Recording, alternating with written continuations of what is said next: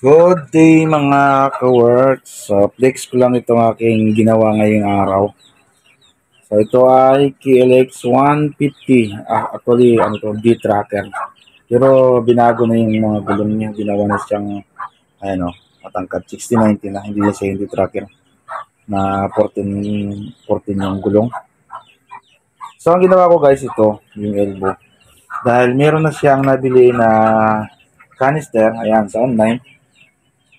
Normal, gumagawa ako ng canister. Buo kasi yan dapat. Pero ngayon, ang ginawa ko yan lang yung elbow.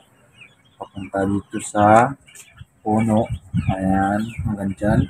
At syempre meron siyang power pang. So, ayan guys. So, yan naman ang ginawa ko ngayon kasi meron na siyang canister. Kaya hindi ko na nagawa ng canister. Nabili na kasi niya yan. Bago niya nalaman na gumagawa ako ng isang set. So, okay lang. At least, ako naman ang gumawa nito ng elbow niya. Kasi, universal kasi yan guys, yung canister. Wala yan kasamang elbow. Wala kang mabibili yung elbow niyan na kasama dyan. Kaya, yun, pinagawa niya ay ang elbow niya papunta ng likod. So, yun, yung design niya sa likod guys. Yan, meron siya sa siya. Yun nga lang guys, hindi natin masa-sound check. Sayang. Hindi natin siya maisa-sound check dahil hindi pa to umandar guys, hindi pa siya kompleto. So, ina-assemble pa kasi ito. Bago kasi repaint yung tanki, chassis. Ayan.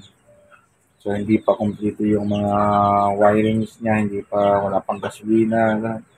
So, okay naman, nandiyan naman yung carb pero hindi pa siya umandar guys. Kaya, ayan, hindi natin siya masa-sound check. Sayang at hindi natin mapapakinggan yung sounds ng pipe na yan. So, yan lang muna guys. Hanggang sa muli. Pa-like and share na rin itong video. At saka yung mga susunod na video pa guys. Siyempre, pa-subscribe na rin ang aking YouTube channel. At yun, maraming salamat sa inyong panonood guys. So, yun lang muna. Bye-bye.